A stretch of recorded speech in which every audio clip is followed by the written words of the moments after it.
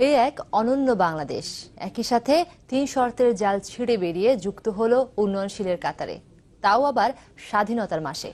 তাই স্বাধীনতা শব্দটিও যেন ধরা দিল নতুন করে, নতুন এক ঝাঁক স্বপ্ন নিয়ে।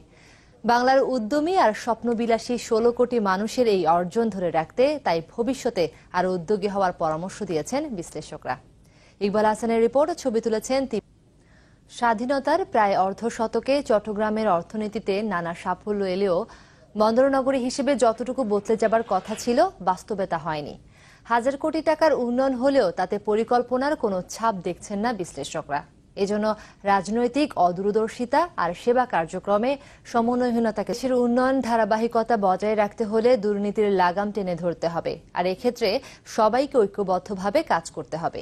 সকালে দুর্নীতি অবশেষে প্রত্যাহার করা হলো নারায়ণগঞ্জের সেই সাব রেজিস্ট্রার এসহাক আলীকে। ঘুষ নেওয়ার ছবি সামাজিক যোগাযোগ মাধ্যমে ছড়িয়ে পড়ার পর টনক নড়ে প্রশাসনের। স্থানীয়দের দাবি, টাকা ছাড়া একটি ফাইলও ছাড় পায় না এসহাক আলীর টেবিল থেকে। তবে এ নিয়ে কথা না বললেও স্থানীয় প্রভাবশালী মহল ও দলিল লেখকদের উপর দায় চাপিয়েছেন তিনি।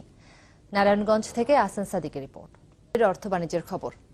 অনেক জল্পনা কল্পনার পর অবশেষে দক্ষিণ পূর্ব এশিয়ার ব্যবসা বিক্রি করছে অ্যাপ ভিত্তিক পরিবহন সেবা প্রতিষ্ঠান উবার।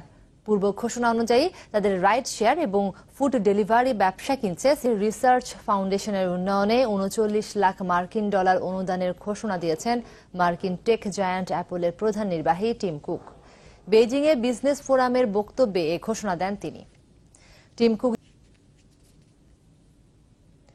স্বচ্ছ জলরাশির বুকে এগিয়ে চলা নানা রঙের বাহারি নৌযান নজর কাড়ে সকলের।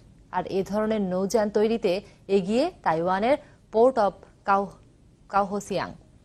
বিশ্বজুড়ে সুখ্যাতি কুড়ানো এ বন্দরের পোতাশ্রয়ে তৈরি নানা ধরনের নৌকার কদরও বাড়ছে বেশ।